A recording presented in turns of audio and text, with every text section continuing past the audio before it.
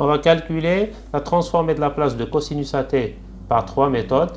La première est l'intégration par partie qui est similaire à celle de la vidéo sur la transformée de sinus AT que je vous invite à revoir.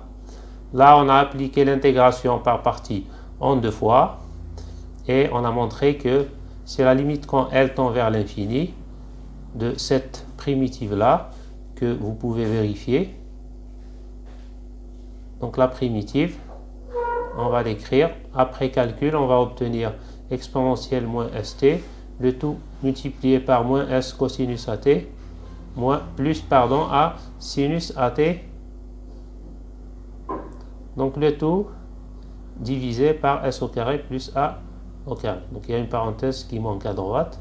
On va calculer ça aux deux bornes, en L et en 0.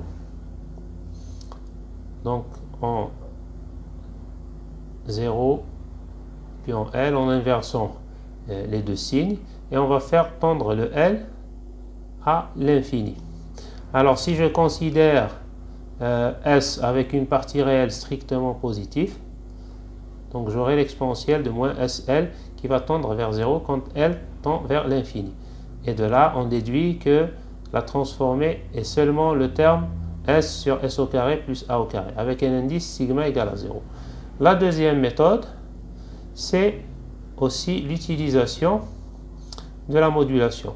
Donc, la transformée d'un signal temporel modulé par une exponentielle complexe ou réelle nous donne le signal dans le domaine de la place retardé par donc le coefficient du temps de l'exponentielle.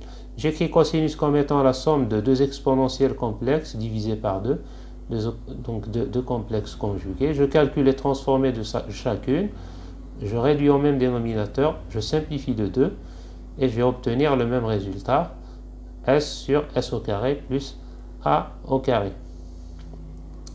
La troisième méthode, donc là on va utiliser le théorème de dérivation. On va exploiter le fait que on peut obtenir la fonction cosinus en dérivant sinus tout en faisant attention au facteur a. Donc on sait que la transformée de la dérivée de x, c'est s fois la transformée de la place x de s moins x de 0. Là, le signal qu'on souhaite dériver donc est le signal sinus de at. Donc on va le dériver par rapport au temps, on va sortir le a comme facteur fois cosinus at. Donc si je calcule la transformée de la dérivée de sinus at par rapport au temps, multiplié par a, donc j'aurai la transformée de sinus at fois s, moins la valeur de sinus at à l'instant t égale à 0. Cette valeur étant nulle, on aura la transformée de la place de cosinus at qui est égale, donc là je rappelle l'expression de la transformée de sinus at qu'on a vu dans la vidéo précédente. Donc ça sera a sur s au carré plus a au carré, qu'on multiplie par le s de la dérivation.